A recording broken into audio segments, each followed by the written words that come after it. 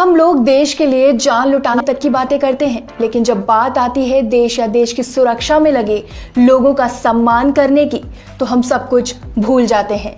आज हम आपको एक ऐसी ही घटना के बारे में बताने जा रहे हैं जिसके बाद हम गहरी सोच में पड़ जाएंगे कि हम देश को आखिर क्या दे पाए हैं। ये घटना 2 दिन पहले 24 जून की है। वैसे तो ये दिन भी और दिनों की तरह ही था, लेकिन देश की सीमाओं पर काफी हलचल थी।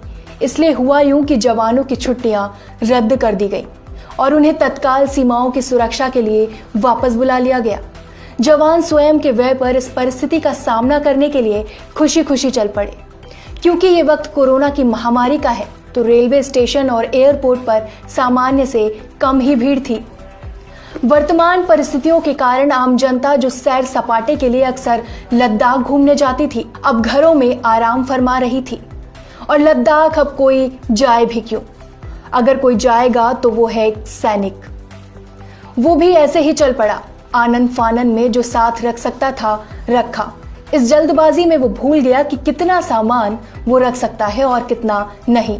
साथ में 2 बड़े बैग, जिसमें एक का वजन 18 किलो, दूसरे का 7 किलो। एक छोटा बैग जो कि पहले से पूर्ण रूप से भरा हुआ था, जिसका वजन करीब 5 किलो के कुछ आसपास था।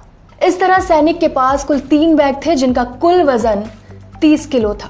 इस तरह सैनिक के पास कुल 3 बैग थे जिनका वजन लगभग 30 किलो था। बैग में उपलब्ध सामान में से 85% वो सामान था जो उसकी ड्यूटी के लिए जरूरी था। लद्दाख जैसी विषम परिस्थितियों में काम आने वाले विभिन्न प्रकार के जूते और कई प्रकार की वर्दियां उसके सामान को भारी बना रही थी। यदि वो आम नागरिक होता तो उसका बैग 85% तक हल्का हो सकता था। बोर्डिंग पास की लाइन में इंतजार करते हुए आखिरकार उसका नंबर आ ही गया। मन में शंका लिए वो आगे बढ़ा और टिकट की कॉपी दिखाते हुए बोर्डिंग पास जारी किए जाने का इंतजार करने लगा। उसका पहला बैग सफलतापूर्वक बेल्ट पर आगे बढ़ गया। जैसे ही उसने दूसरा बैग वजन के लिए रखा, उसे तुरंत रोक दिया गया। सैनिक समझ नहीं पाया कि आखिर क्या हुआ। तभी एक आवाज आई, सर ये नहीं जा सकता, आप एक बैग ही ले जा सकते हैं, इसके लिए एक्स्ट्रा चार्ज लगेगा। 400 रुपए किलो, काउंटर पर बैठे एक व्यक्ति ने कहा। जवान ने काफी विनम्र निवेदन करते हुए कहा, सर प्लीज जाने दीजिए, जरूरी सामान है, जरूरत पड़ेगी। नहीं, ये हमारी कंपनी की पॉलिसी के खिलाफ है। आप अपना बोर्डिंग पास लीजिए और साइड हो जाइए। और भी यात्री लाइन में हैं, काउंटर पर बैठे व्यक्ति ने कहा। जवान ने फिर निवेदन किया कि शायद इस बार वो लोग मान जाएं।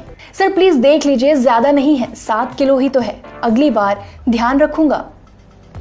अब की बार काउंटर पर बैठे व्यक्ति ने थोड़ा झल्ला कर कहा, नहीं सर, आप समझते क्यों नहीं, फर्स्ट काउंटर पर जाकर हमारे मैनेजर से बात कर लीजिए, हम कुछ नहीं कर सकते। निराश जवान काउंटर से हटते हुए काउंटर नंबर 1 पर गया। वहां भी यही जवाब मिला। हताश होकर पंक्ति में लगे अन्य लोगों से पूछने लगा कि क्या आप में से कोई लद्दाख जा रहा है, पर सबने मना कर दिया, क्योंकि वो सैनिक चाहता था कि अगर कोई लद्दाख जा रहा हो तो अपना एक्स्ट्रा सामान किसी और के बैग में रख देगा, जिससे वो अधिक भुगतान से बच जाएगा। आखिर में थक हार कर सैनिक दोबारा उसी काउंटर पर गया और निवेदन करने लगा। उसने बताया कि वो एक फौजी है और सरकारी आदेश के तहत अपनी ड्यूटी का निर्वहन करने जा रहा है। उसका वहां पहुंचना बेहद जरूरी है। जवान ने रुआंसा होकर कहा, सर सीमाओं पर हालात सामान्य नहीं है, कृपया इतनी मदद तो आप कर ही सकते हैं। स्पाइस जेट के कर्मचारी ने गुस्से भरे लहजे में कहा, आप पहले लाइन में लगे और फिर बारी आने का इंतजार करें। आप अपनी ड्यूटी कर रहे हैं तो आपको ये दिखाई नहीं देता, हम कोरोना में भी काम कर रहे हैं। लाइन में दोबारा लगना मतलब कि 45 मिनट फिर से खड़े रहना। खैर वो सैनिक था, बर्फीली रातों में घंटों सीमाओं पर खड़ा रह सकता था। ये 45 मिनट उसके लिए कुछ नहीं थे। लाइन में अपनी बारी का दोबारा इंतजार करते हुए वो सोचने लगा, यह है देश के नागरिकों की सोच। सोशल मीडिया पर सैनिकों की शहादत पर आंसू बहाने वाले ये लोग कितने घटिया हैं, क्या इनके लिए जान देते हैं हम। फिर सैनिक ने सोचा, ये तो मानने वाले नहीं हैं, तो अगर 7 किलो वजन कम कर दिया जाए तो क्या कम कर सकता हूँ। वो कंबल जो उसकी माँ ने जाते वक्त ये कहते हुए दिया था, बेटा वहां ठंड होगी, जरूरत पड़ेगी, जिसकी कीमत 1000 रुपए से ज्यादा नहीं होगी, पर उसकी कीमत से ज्यादा उसे उसके किराए पर खर्च करना पड़ेगा। ताकि उस कंबल में उसे उसकी माँ की गोद का एहसास होता रहे। या फिर वो टिफिन जिसमें उसकी पत्नी ने सफर के लिए कुछ रोटियां और घर की बनी मिठाइयां रखी थी, ताकि रात भर के ट्रेन से एयरपोर्ट तक के सफर में वो खा सके। क्या चुनना था, क्या नहीं, यही असमंजस में वो आगे की ओर बढ़ा। बिना ज्यादा कुछ कहे अपना डेबिट कार्ड काउंटर पर बैठे स्पाइस जेट के कर्मचारी को थमा दिया। अपनी जीत पर मुस्कुराते हुए स्पाइस जेट के कर्मचारी ने एक पर्ची बनाकर उस सैनिक के हाथ में थमा दी। तभी एक मैसेज उस सैनिक के मोबाइल पर आया। ₹2800 spent on your SBI card ending with 5437 at SpiceJet Limited on 24 June 2020। पर्ची को और कार्ड को जेब में डालते हुए वो अगली प्रक्रिया के लिए आगे बढ़ गया। इस घटना को सुनकर बहुत से लोग सोच रहे होंगे कि पेमेंट में दिक्कत क्या थी, पहले कर देता तो ये सब देखना ना पड़ता।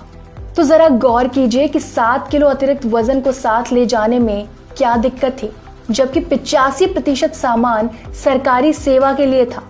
और अगर आप सोचते हैं कि 7 किलो अतिरिक्त वजन से हवाई जहाज नहीं उड़ सकता था, तो 400 रुपए प्रति किलो के भुगतान के बाद कैसे उड़ पाएगा? ये वो फ्लाइट कंपनियां हैं जो शहादत के बाद लौट रहे किसी सैनिक के शव से भी अतिरिक्त भार व्यय के नाम पर 400 रुपए प्रति किलो वसूलने में गर्व महसूस करेंगी। ये तो महज एक घटना है। देश के सैनिकों को हर मोड़ ऐसे लोगों और ऐसे विभागों का सामना करना पड़ता है। सैनिकों की शहादत पर सोशल मीडिया पर बड़ी बड़ी बातें करने वाले लोग भी यही होते हैं, लेकिन जब आम जिंदगी में सैनिकों की कुछ मदद करने का समय आता है तो सब कुछ भूल जाते हैं। तब लोगों को सिर्फ व्यापार और पैसा ही नजर आता है। आप इस सच्ची दर्दनाक घटना पर क्या सोच रखते हैं? इस परिस्थिति में आप क्या करेंगे? कृपया अपनी राय रखें और शेयर करें।